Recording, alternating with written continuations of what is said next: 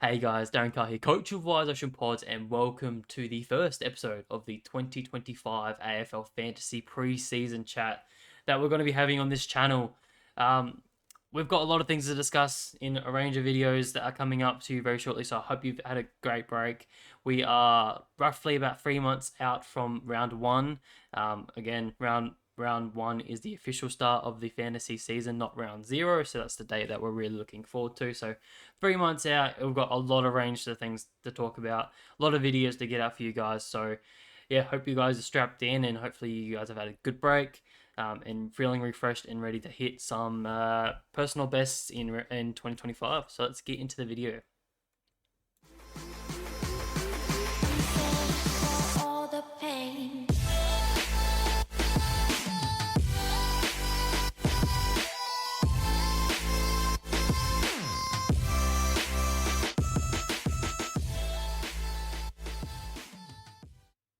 Alrighty guys, so in today's video we will be talking about pretty much all the trade period talk. So just want to summarize who was traded to which club, who's relevant on my watch list, what sort of roles are they going to play, who's cheap, and who should you be pretty much locking into your side already based off this information. Because as we know, multiple times in the past, we've found some golden players that have been traded to other clubs. They've shown fantasy relevance, or they've moved into a fantasy friendly role, and these are the guys that are really pivotal for our team. So let's just go through them one by one. We've got about 30 players that we're going to go through. Some are easy enough just to cross off your list because they've got the wrong role, or probably not going to get the best role. So we'll go through them one by one. So I'm just on the news website here. Just it's probably the best thing. It was the thing I could find that was the best, just to show who was traded into where, just providing a bit of a summary. So we'll start with Adelaide Crows. So they had a pretty good trade period. Sorry, that I thought they did really well. They traded in three big names in Isaac Cumming, Neil Bullen, and James Peatling. Probably not the biggest names, but all of them have very good potential of not only being good footballers, but also being fantasy relevant for us in their own unique way. So I guess we'll start with Isaac Cumming. So I think he is a very good option at this point in time. He's priced about 56 at 576k. This is down on his average of 64 in 2024, where he only played 6 games. So he has got that little bit of a discount. Works out to be roughly 12%. He is pretty good. So I'll as I go through these, I will bring these up. Just do it like this. Hopefully you guys can't hear me typing too much, but he is a pretty good option. Unfortunately, he is classed as a mid. I expect he'll play this halfback role for the Crows, which is a bit of an up in the air decision, because you got to think of, Rory Laird's potentially looking at a move back to halfback. Is he going to be taking up too much points? When I think of the Crows halfbacks and their backline, I can't really think off the top of my head who's sort of that main points grabber. I know Worrell was one pretty decent. Keane was one that actually put up pretty good numbers. Hinge was probably the other big one who averaged 83 there. So there's points probably definitely to go around, I would say. It's just really, is he underpriced? And I would say he is, honestly. Looking at his numbers going back only a couple of years, he averaged 90 back in 2022. And before that, it was an 86. So he definitely probably has 20 odd points, if not 30, even close to 30 points of value that he could access in a better role. Assuming he plays halfback. That's the only role I sort of see him in. So he is sort of locked on my side. It's just, I'm also banking that he'll get that defender status pretty early on, after I think it'll be round 6. And I believe the Crows don't have any early buys, so they don't play round 1, so they won't have a buy early on. So that's pretty much an easy pick there for me. So I like Cumming. He is, well, that's a mad sentence, but yeah, anyways. Neil Bullen is the next one. He is an interesting one for me because he has forward status. So he's classified as a mid forward, but he is a bit more expensive. So he finished the season 23 games, finished with an average of 79. So he's priced at 812k, which will say on these numbers, these are my numbers. There's no official word just yet on the official numbers. I'm just working off the estimated magic number, and this is close enough. It'll be within probably 5k here and there, so don't get too worked up on if it's a little bit out. But yeah, the interesting thing about Neil Bullen is he has forward status, so definitely could be an interesting way into our teams if he was to get the right role. We did see in the past when he was at Melbourne, he wasn't always favoured to get these, these high CBA roles. He was in there a little bit with a couple 50% games here and there, but nothing major. When I'm picturing the midfield of Adelaide Crows, I'm still thinking Dawson. I'm thinking Saligo. You've got Crouch in there. You've got Rankin, who's running through there a fair bit as well. So maybe he sort of switches with him. Rankin being like 50% mid, 50% forward. That's sort of just where I see him. And I don't know if I can justify paying, over 800k for him if I don't see a huge amount of upside. Looking at his previous stats, he's coming off his season average. He's always averaged this sort of amount, and hasn't really shown the potential of being a points per minute beast. So he's not one that's super on my radar, but definitely if he can get the right role, then being in the forward line, where obviously we had struggles last year. I don't think we're going to have as many struggles this year, unless a few things change. But definitely one to keep a note on watching the preseason, and could be worth some value there. I definitely think he slots into the best 22, so he definitely gets a gig. It's just a matter of if the role is going to be fantasy relevant or not. The next one was James Peatling, and James Peatling was a pretty interesting pick last year. Obviously, he was in and out of the side a fair bit. He was sort of the sub for a couple of games early on in the season, but then he really sort of kicked up mid part of the season, and he actually had some pretty big games. So he is priced at 62, which leads him about 637k as a pure mid only, which was a bit unfortunate. I thought he might have had forward status, but he did play too much midfield time, unfortunately. So if we just have a look at his CBA roles here, Peatling, he did play a pretty big portion, especially in that back half of the season where he was averaging around that 60% CBAs. He just probably destroyed his chances of getting a forward status. So, but an interesting thing when I looked into the data, during these stretches where he had 40% plus CBA roles, he actually averaged over 88 over 11 games. So he had a high of 133 and a low of 33, which is a big span, I know. But to say that he averaged over 88 in that period, over that stretch, that's already 26 points of value off his original starting price of 62. So if he's in the right role where he has some midfield time, then he definitely is worth a punt and definitely worth considering in your starting team. It's just what that role is going to be like. And like I said, with Neil Bullen and Isaac Cumming, where is he going to play? We spoke about Dawson, Laird, Crouch, Sligo, Rankin, Neil Bullen. Where does sort of Peatling sit? I have a gut feeling it's going to be more of a wing role. I also have some screenshots of the teams that this is what the AFL are posted to say that this is where they're potentially going to play, and they have him listed as a wing. I wouldn't take this as the best thing to go off of, but it's probably a decent indication of where he might play. They've got Neil Bullen off half forward, Peatling off wing, and then Isaac coming off the halfback, which is probably about right, I would say. I don't think he quite slots into the midfield role. I think it's still going to be Matt Crouch, Dawson, and Rankin will be there 50%, and then Sligo is that other one that's coming through that they heavily relied on in the season. I think Laird will go in the halfback a little bit more. And yeah, they'll try and slip Draper in at some point, I'll cover the rookies in another video at some other stage. So we will get into that a bit later. But that's the 3 Adelaide Crows, boys. Really interesting. Got to watch them in terms of what they're going to be doing in the off-season. So they're a massive preseason watch for me. All 3 of them potentially could be in my side. And I've got a draft side happening currently, and I've got 2 of them currently. So, big watch on what the Crows are doing. Moving on to Brisbane Lions. They did absolutely nothing on the trade period, and for good reason, I guess. They are the premiers, so they don't really need to do much. They really just need to look for a replacement for Joe Danaher, who was their tall forward, and unfortunately weren't able to trade anyone in, but they pretty much just went to the draft and got Levi Ashcroft, so that's pretty much all they're going to do. So no one to really talk about for Brisbane, but obviously when I get into them a bit later, there are a few relevant players that did miss out on this year, like Kitty Coleman, missed out, only played the one game. I think it was round 0 where he had an ACL and he was out for the rest of the season, so he's going to be heavily discounted. So here's another one option that I'd be looking at, but I'll talk about him in a bit more depth in the Brisbane Lion video, which will be coming out probably next week or so.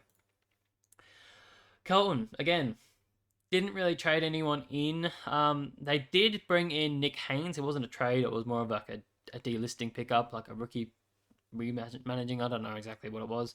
But Nick Haynes is priced at, bring him up, 67. So he's decently priced, but I don't think he has the fantasy relevance that we're sort of looking for. Like, he has been a decent fantasy player for us in the past. Like, he's got up to an 80 back in 2019, but that's only 13 points of value there. So you got to be pretty confident that he's going to be secure in that that Colton backline, and he's going to get points back there. Now, the whispers I've heard is that Nick Newman's playing a bit more of a midfield role, so that definitely could free up a fair bit of points in the halfback role. You know, when you think of the halfback for them, they've got Mitch McGovern. I'll even bring up the team here. He takes a bit of points.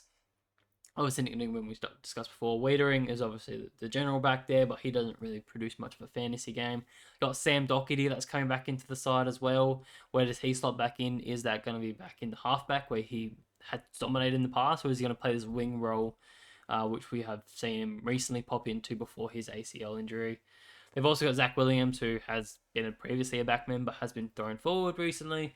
They just have a lot of people that could play different roles, and I'm just not 100% sure I'm confident yet with a Nick Haynes being that sort of, I'd say he'd be like a second tool. Looking at these names, obviously Wiedering will be the main one, Haynes will be the second one, and Mitch McGovern sort of that intercepting mark in my view. So not super confident on Haynes, but definitely something to watch because he is decently priced. Got some points of value, like I said, 13, and got that defender status, which I'm finding a little bit difficult at the moment, finding some cheaper defenders. So definitely on my watch list, but not super relevant at this point in time. On to Collingwood, who probably picked up the biggest name in the draft period, being Dan Houston. So Dan Houston, we know what we're going to get from Dan Houston pretty much. He has been a gun for us probably the last 3 years, just being outside the top 6 of defenders for a little while. He went 92, 93, and 94 in the last 3 seasons. So always been that 90 mark. Could he push over 100 at Collingwood? I am slightly doubtful because just given that Collingwood are the third worst fantasy relevant fantasy friendly team in 2024. So I found these stats pretty interesting. This to show, like, even though they were pushing for finals, they were quite low down there. When you think of the stars like Dacos and a few others there that really bolster their points, that they weren't very friendly. So I'm just not sure if it's going to help him improve there, and I probably won't. I'm not going to risk starting him at that price because I don't see the upside currently, but there's definitely a chance that he could improve. Just if, he takes it off Darcy Moore a little bit more, you got your Jack Cripp back there as well. Does he take that role and become that main distributor? Potentially, but at this point in time, I'm just not super confident. I'll need to see more. Does he get this nice role that they're happy to chip it to him a bit more and use his penetrating kick forward? So I'm not super confident, but we'll have to wait and see. But definitely one to watch. His new teammate, though, Harry Perryman, is definitely one to keep an eye on. He was a bit out of flavour at GWS, where he was moved from the midfield and sort of taken into this defensive role, and now he has defensive status. He's priced at 74, 761k. I'm just not super confident on where he plays. I think he stays in this halfback role. He had some pretty decent games back in, obviously, 2024. Let's have a look here. Where is he? Perryman. There is Harry Perryman. So he's jumped up over 100 a couple of times. Consistent sort of like 80 zones. So as a halfback, he did pretty well. So I would say he's going to be there alongside a Dan Houston as well. So probably not super relevant for me either. Like when I look at Collingwood, I think we can even look at it here. Dacos takes a lot of the points. You got Steel Bottom and Pendlebury that's probably on the way out. You got Jack Crisp, who seems like he might stay in the midfield a bit more next season. Obviously, Josh Dacos on the wing obviously pops up for a big game here and there. It's just that back half. It's like I don't see where the points are. Maynard had a pretty good season last year. I probably can actually look at the overall breakdown of Collingwood points last year to show the best defenders. Tom Mitchell was also in the team, in and out of the team anyway. So wait, he only played most front of the season. Oh, he had an injury. That's right. Yeah, back injury. So Maynard was the top defender, scoring 71 average points. So there's definitely points to go in the back of. It's just who are they going to go to? So I'm not confident in either of them. But again, it's all early to say, and we just got to find out as we go along. So, but I expect them both to play in the halfback role. Both they do have the opening round as well, so that is something else to note. I don't remember which exactly. They have the. Why can't I see this? Sorry, guys. They have a round 3 bye as well, so early on. So not looking great if they're not providing plenty of points per minute, I'd say. So I'm avoiding at this point in time, but we'll wait and see further on. Moving on to Essendon. So they didn't bring in anyone either. Surprisingly, for a team that finished, 12th or something like that, they didn't bring in anyone and traded out the package, Jake Stringer. So, again, no one really to talk about here. But the interesting thing I found is that they were the most friendly fantasy points per minute sort of team, which is not hard to explain when you've got like some Merritt, Parrish, Caldwell, all in the midfield, just absolutely racking up points. And you got a few others back in the back line that also do quite well. So they've always been quite friendly and could continue to be that way if they don't change their ways, which I don't think they're going to. They still have the same coach. They obviously didn't look to do much in the off season, so you can pretty much bank that Merritt will probably be another 110 averaging player next season. So he's one that is always on my watch list. He's always a good one to jot down just to see if anything changes. But yeah, from an Essendon point of view, I don't see much changing. So keep an eye on their list. Fremantle, Shea Bolton. Here, there's the main target, I guess, for them. And I will say that I'm not super confident in his role. I think when I think of Fremantle's midfield, you're obviously looking at Brayshaw, you're looking at Sarong, you're looking at Young, you're looking at Fife, and a few other rookies in there as well. Where does Shea Bolton fit into that? I personally think he's going to play a lot more of a forward role, or potentially he's going to play a very similar role that he plays currently, where he plays 50% forward, 50% mid, and sort of swaps from that Fife, who is potentially on the way out. In saying that, he is 15 points below, or roughly 15 points below, where his season average was last year, where he averaged 87. So if you think about that, that's 15 points of upside. He's got forward status, so there is points there. Is the Optus Stadium going to give them any additional points there? Unlikely, I would have thought. Is the extra travel going to affect him? Obviously, coming from Victoria, he has to allow for extra travel now. How does that affect him in terms of the performance? Who knows? Fremantle were also middle of the table in terms of their fantasy relevance, so Definitely one to watch, but I'm not overly confident just yet, and I'm not sure if I'm willing to pay that price. Geelong, the only person we can probably skip over this person to be honest, but Bailey Smith, I think everyone's going to have him in his team. Um, Obviously, heavily discounted with the 30% from his ACL, missing the entire season. So he's going to be priced at about 58, just a tick under 600k forward status. So he is pretty much an easiest pick you can probably have and just lock him in. He's going to get a good CBA role. I don't see how that's going to deviate at all. What do they have him in here? Yeah, they have him. No, they have him on the wing, which is interesting. I definitely think he slots into the midfield.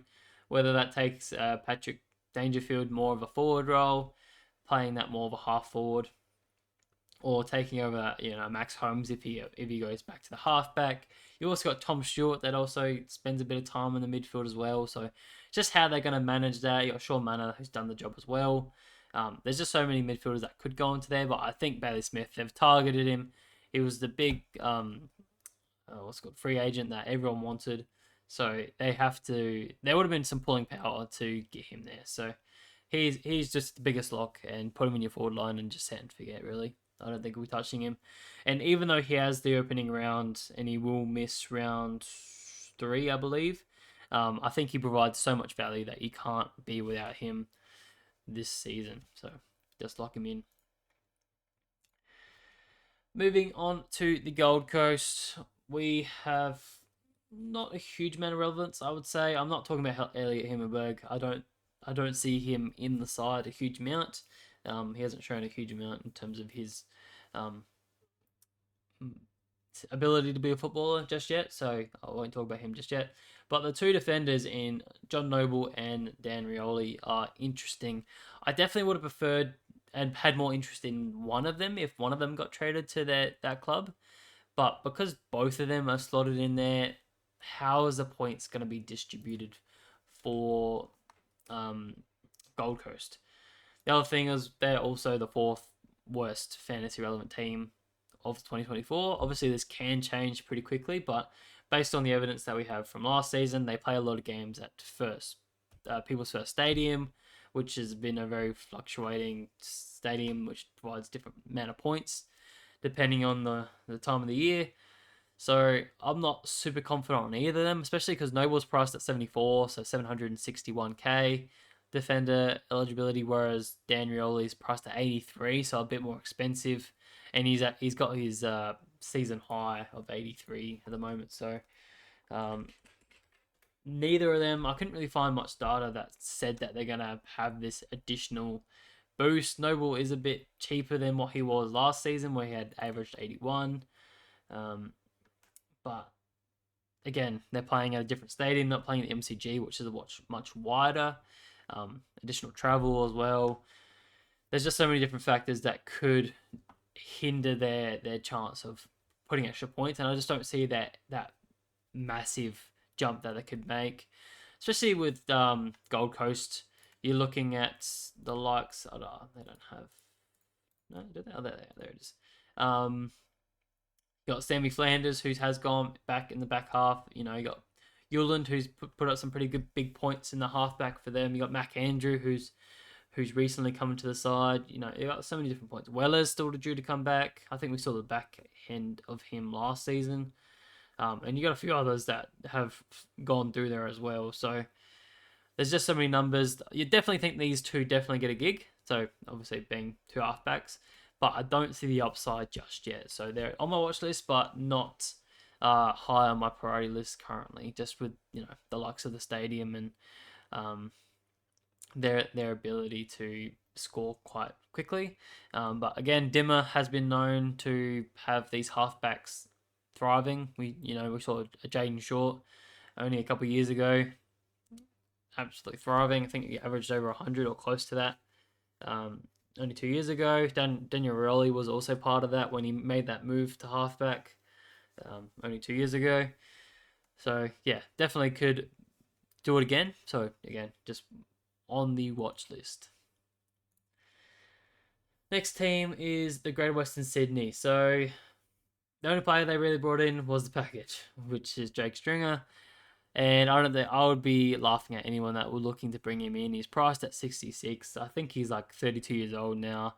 I don't see him getting a role in the midfield at GWS at all. I think he's past that point in his career because even when he played there at Essendon last season, he wasn't providing any points. He wasn't lighting up the world, which we had seen him do previously. So I just think he's past that point. I think what was he doing? So you can see his high CBAs here. So he was averaging that 70, sort of 50 to 70 range. But I don't think his points lined up to anything miraculous either. So where is he? Stringer. So I think it was like that patch. It was like 60s and 70s. So he's probably priced about right at 60 there, 66. So that's a no for me, and we could probably just move on. They didn't bring anyone else in. They traded a lot of people out. So when I get into the GWS video talking about itself, then we can get into how all these players out affect other players in there. So stay tuned for that video. Hawthorn bring in two pretty much key defenders, I'll say, in Tom Barrass and Josh Battle. I don't think I have too much interest in either of these guys. Obviously, Tom Barrass is a key defender. Generally, key defenders don't have the best fantasy relevant role, so I wouldn't imagine he'd be any different. He's priced at 59, 607k. He's going to be defender status. It's just a no thank you for me. But again, we'll just have to see how the pieces fall for Hawthorn. There's been talks that James Sicily may go forward. So, and this is what I was saying before, was when we get into those specific club videos, how do these two key defenders change that defensive half for Hawthorn? Where does Sicily go forward more? Does Scrimshaw get a better intercepting role? Does the likes of Sam Frost even play? How does that also affect Carl Amon, Impey, and those likes of those halfback guys that could provide a bit more points for us? So you really got to look at every single avenue. The one that probably provides a bit more interest is Josh Battle. He hasn't shown a huge amount of scoring potential. He's coming off his season high of 74-ish, priced at 761k. I expect he's going to be sort of that second or third tool behind Barrass and Sam Frost. Again, it's just how they're going to manage that team, having all three of those key defenders in, plus James Sicily, plus the likes of Jack Scrimshaw, who's also a pretty tall defender. Then you got Josh Weddle, who's quite tall himself, who's to come off the halfback. So they've got plenty of tools now in the side. It's just how they're going to fit them all in. I expect this is sort of how it will line up, with Tom Barrass being the main key defender, Battle being that second tool, and then they can switch over with Sam Frost, when one of the three other tools are resting, or they could throw someone else forward and make some changes. So not a huge amount of interest in Hawthorn for me just yet in this year. Maybe the only Ruckman. Meek, he showed some potential last year in terms of his scoring potential, but in terms of Josh Battle and Barrass, it's a no thank you for me so far. On to Melbourne. And pretty much all they did is brought in a ruck depth in Tom Campbell in a delisted free agent period, so he is not relevant at all, Mr. Dumby Dum himself. There for Max Gawn, so that's something to be careful of, I guess, when picking Max Gawn this year, is that Tom Campbell could come at any point, exactly the same as what has happened in the past for Rowan Marshall. But Harry Sharp, I guess, is the only one that we need to discuss. There's not a huge amount to discuss about him because we don't know a huge amount. I think he's played maybe all of 10 games. So it's really unclear what role he's going to play at Melbourne. I don't think he slots straight into the side. So yeah, he's played about 15 games, played 6 games last year, so he will be cheap. I think he's priced about 46, so 473k. He's a pure midfielder. And when you think about the midfield of Melbourne, you're talking Oliver, Petrarca, and Viney probably being the mainstay guys. So, and then you're thinking, does Harry Sharp? Oh, sorry, yeah, does Harry Sharp go on to wing role? I wouldn't think so either because they have the likes of Windsor and what's the other guy's name? Not Hunter. I can't remember his name now. Doesn't matter. I think it's fucking Fullerton or something like that. There's another wingman there. Langdon, that's his name. Uh, yeah. So I don't see how he slots straight into the side. If anything, it'll probably be a small forward role until there's a spot opens up for him throughout the midfield. So it's a watch and see for me, but I don't see it happening this start at the start of the season anyway. So yeah, not super keen just yet. Moving into North Melbourne, who probably have the most, I guess, fantasy relevant people to choose from this season with Caleb Daniel. Won't talk about Jack Darling and won't talk about Jacob Constancy. Sorry if I got that wrong. And Luke Parker also joining the side. So Daniel, he's priced at 50, 514k, and most importantly, he has forward status. And we've already got a sniff that he will be entering this juicy halfback role, probably taking most of the kickouts next to McKercher, if not Sheasel back there as well. So we've seen big players in the past, and he's probably a lock for a lot of people as well. So yeah, slot him in. He's very cheap. He can probably average closer to 80, so he's 30 points under price there. Sorry, I just gotta take a drink.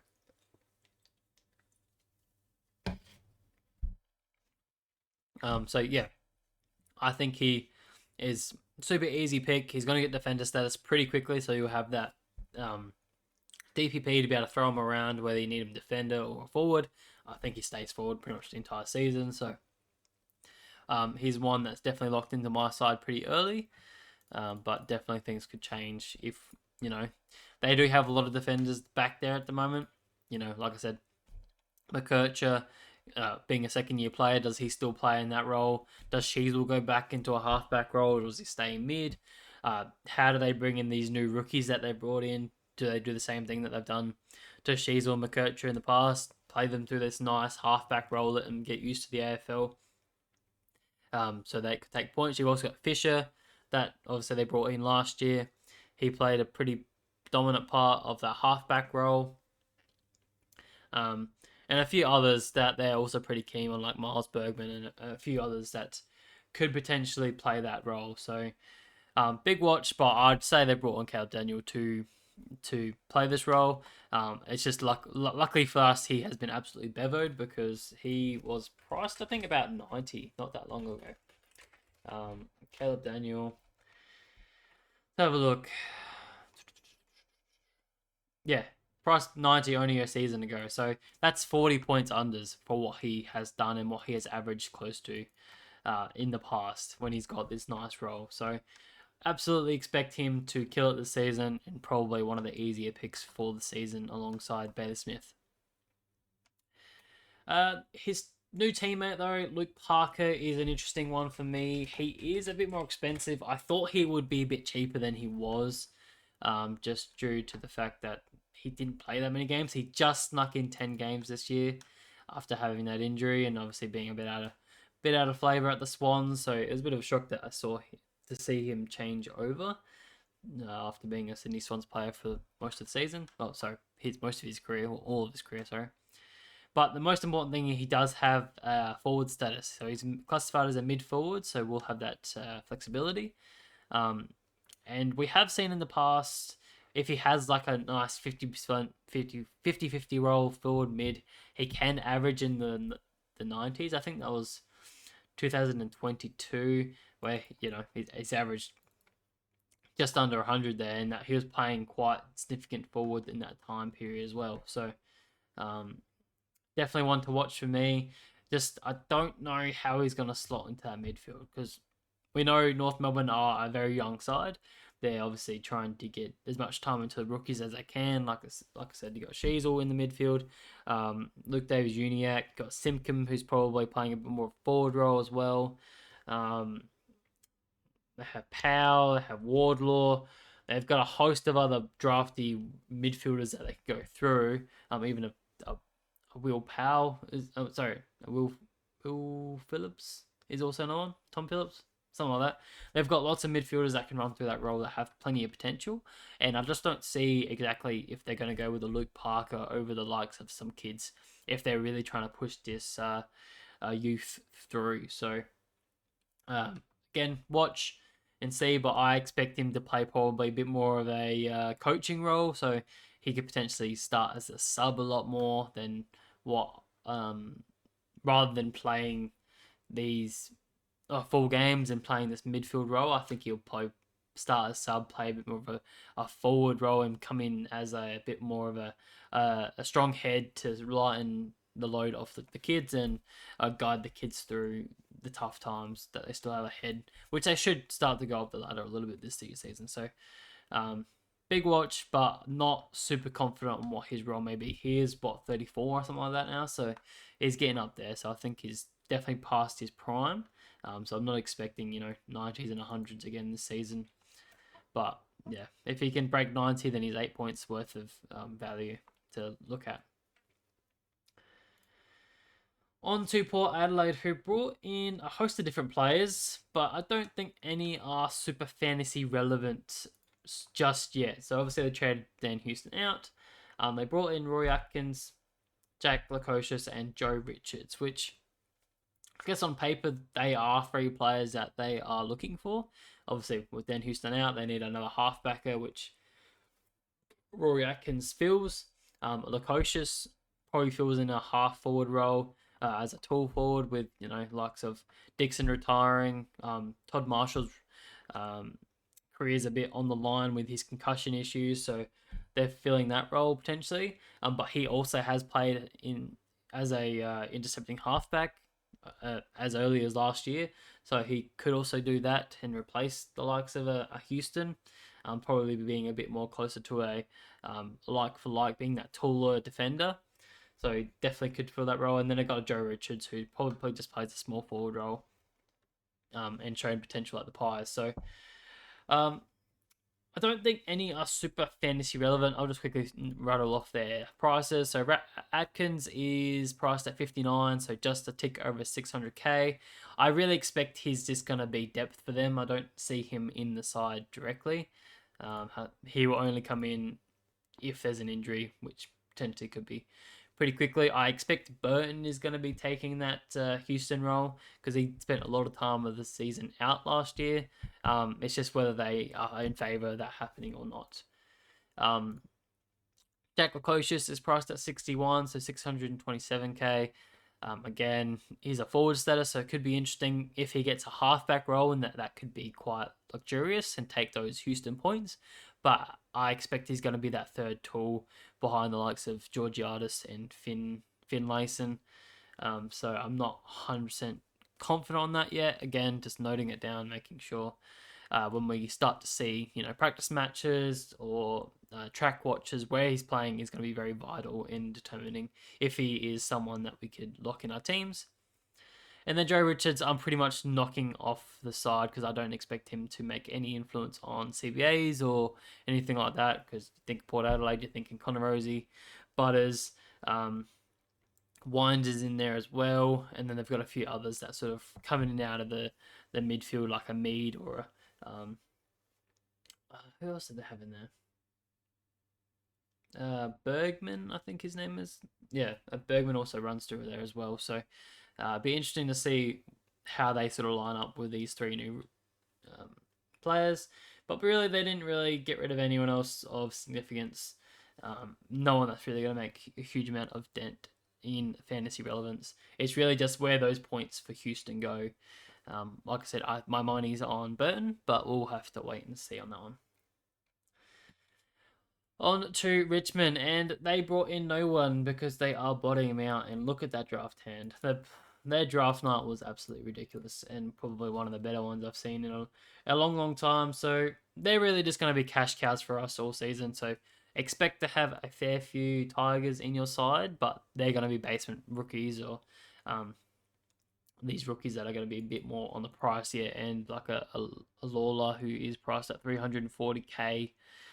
So stay tuned for the rookie video where I'll explain who's the best rookie starter to have and who I have in my side currently with the early knowledge of what their potential is like. So, but besides that, they traded out Liam Baker, Shea Bolton, Jack Graham, and Dan Rowley. So that's a fair bit of points that opens up, obviously, a midfield role. Shea Bolton is a half forward, so half forward role. Jack Graham also was a half forward midfield role, so there's a lot of points and positions open for these rookies to come through. So it's makes it much easier for us to guarantee that, if a rookie is picked on the first week of round one, then absolutely you pick him. And then Dan Rowley has a halfback role, so we could, if they picked up a defender, which I believe they did, they could provide some points as well. Moving on to St Kilda, who they brought in Jack Macrae. So Jack Macrae is very fantasy relevant this season, I believe. We've already got whispers that he is going to have the heavy CBA role and get back to his prime, where we saw him absolutely killing it and averaging like 120. Only maybe 2 or 3 seasons ago when he was in favour at Western Bulldogs until he got bevoed. So he is priced down at 71. I could not believe it when I first saw that, when I first looked at it. Because I didn't think he had that bad of a year last year. I did own him for a portion there, but he was getting subbed out here and there and not super in favour. So I'm not surprised to see him move. I'm actually quite happy to see him move, and he's probably gone to one of the better teams in obviously St Kilda. So we know how fantasy friendly St Kilda have been in the past with Jack Steele, Sinclair, Ron Marshall's in there as well. Brad Crouch before he retired also was racking up the pill. The only downside of how this affects the likes of a Philippou, who I think everyone had in their black book to pretty much start in their side next year because he's going to have forward status. Now it's just going to be a bit up in the air with do we start both Jack Macrae and Philippou? Are they both going to get these midfield roles? If we just have a quick look at St Kilda's midfield role, who got the CBAs last year, obviously Jack Steele was the number one, obviously averaging sort of 90%. Paddy Dow was also in there bits and pieces, but that was probably mainly due to injury. Wintag was also there playing potentially as a tagger role. But really, a lot of these guys are not mainstay guys, so I'm still quite confident that it will be the likes of a Philippou and Jack Macrae, and then you also get a sprinkle of Sinclair that will go in there as well. So I think those are sort of their main guys. I think Ross is sort of very out of flavour there for Ross, surprisingly for Ross. So yeah, that's how I see things rolling, and I think we can lock both of them onto our side. They both provide plenty of value. I expect Jack Macrae to go back up to at least 95, so that's what 24%, 24 points of value. Again, forward status, he's going to have an ICBA role. I think we can pretty much just lock all the ex-dog boys into our side in Bailey Smith, Caleb Daniels, and Jack Macrae. And that's already 3 forward spots locked in. So looking much better this year than what we have in the past. So that is St Kilda done. All they really did is traded out Josh Battle. So I guess we'll talk about that in a later video. But how does that affect their points in the back line? He didn't take up a huge amount, but does that free up like a Wangani Malera a little bit? Does that give more points to Jack Sinclair? Just you got to think these things. And obviously, Marvel Stadium is obviously a great stadium to score on, given that it's always out of the rain. So halfbacks usually thrive. So that could be something to take note of. Moving on to Sydney, which were the other grand finalists, and they traded in no one, even though they got absolutely thumped. And they traded out Luke Parker, who was probably their best player on the day. So really interesting from them. I don't see a huge amount changing, honestly. So I'm not sure what to expect from them. Obviously, they got a new coach with Longmire retiring or moving on from the club early this season. So, um, does the new coach look to change up a few things? We'll have to wait and see. A big preseason watch. Hopefully, they change up a few things and change players that are playing forward into the midfield a bit more, and vice versa. So makes me a little bit more nervous to start with, the likes of a Golden or a Warner or stuff like that, who obviously have been fantasy relevant in the past. But yeah, we'll have to wait and see on those guys. But we'll get into the last two with West Coast trading in Liam Baker, Jack Graham, and Matt Owens. I won't touch much on Matt Owens just because he has a small forward. He's going to play small forward and he's not going to be a huge amount of value. He's priced at 49 at roughly 500k, so he is not fantasy relevant for me. It's really Liam Baker and Jack Graham. Obviously, Jack Graham, coming from Richmond, he played in this mid forward role. So if we look at his CBA breakage from last season, same with Liam Baker, we can look at both at the same time realistically. So Jack Graham, he was in there sort of 50% or nothing, and it really didn't light the world on fire when he was playing there. So let's have a look there. Jack Graham. So he's having tops of 80s, a couple 70s, but did have some dirty 60s and fucking 40s and stuff like that. So he's not one that I think is super fantasy relevant. It's again just what is that role going to be? I don't see him slotting into the midfield at West Coast, just because when you think of the West Coast, you got Harley Reid, obviously #1 pick from last year. Does he move forward a bit more with a forward half role like a Petrarca role, being that he has a very similar body structure and he can kick a lot of goals? You'll probably Tim Kelly, who is pretty much a lock in to be in that midfield all the time. Who else did they have in there? They also ran the likes of Elliot Yeo. How long does he have left in the side? Jimby. Does he become a key defender? I think that's the way they're sort of looking at it at the moment, that they want him to be a key defender rather than a midfielder, just with his height and his body structure, how big he is. So, yeah, I'd expect there is a spot open for these tradies, but I'd say it'd probably lean more towards a Liam Baker, which unfortunately he is priced at 79, so a bit more expensive. 812k. Luckily, he does have forward status, so it does make it a bit more appealing to start with him. Again, it would just be, does he fit into that role? Is there upside? Because when you look at a Liam Baker, he hasn't shown a huge ceiling previously. I think he's coming off his season high. Yeah, season high. So he's previously before that was 73. He's done 75, 78. And he was in like a very mixture of roles last year for Tigers. Played a bit of midfield, played a bit of forward, played a bit of back. So is he going to West Coast to do a very similar thing, or is he going to have a specific role where he plays midfield? They also have guys like Hewitt coming back off of injury. Does he slot into that side? He was a very highly drafted talent before he was injured last season, so I expect him to come back into the side and take that midfield spot. They also drafted a couple other players, like a Ben Allen, who's a defender mid, so he could also come to the side and take those points. So again, I feel like I'm saying this for every person, but yeah, it's really early on in the preseason to be making some bold decisions that I'm going to lock these guys in. There are a few that we can pretty much say this is where they're going to play, but for these sort of players that haven't had this specific role previously, it's hard to say exactly where they're going to play. But they've picked them up for a reason.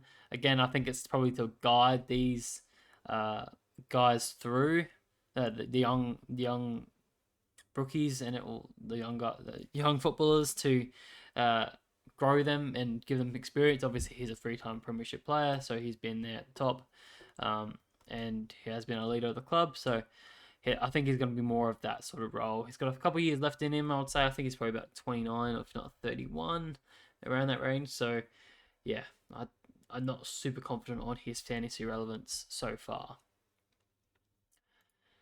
And to finish it off, really, we've got Western Bulldogs, who they picked up Matt Kennedy. He's probably the worst player that they could have picked up in terms of when you think of the Bulldogs, you think of their midfield group. You're looking at Bont, you're looking at Trelaw, and you're looking at Libba.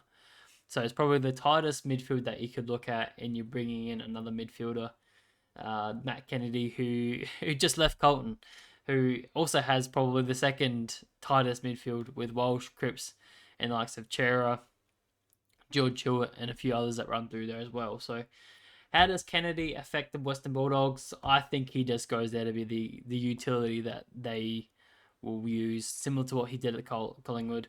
He'll play a bit of forward, he'll play a bit of defence, he'll play a bit of midfield, just when these other guys are resting.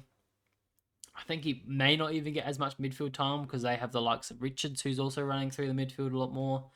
So I just don't see a world where I would even consider looking at Kennedy. People did play with him last year, but I was always in the opinion that he would never be super fantasy relevant just because he is a utility and he does get thrown around a lot. So he's not in my book currently to look at. But again, it all depends on the role and what his potential is. So not currently. So, and price at 77, nearly 800k. Does he have midfield status? I don't know why I didn't look at this. If you didn't know, guys, on the AFL website, there you can look up all the players. Who are we looking at? Kennedy. He does have forward status, so that's probably the only thing that makes him appealing. If he can secure himself a midfield role, but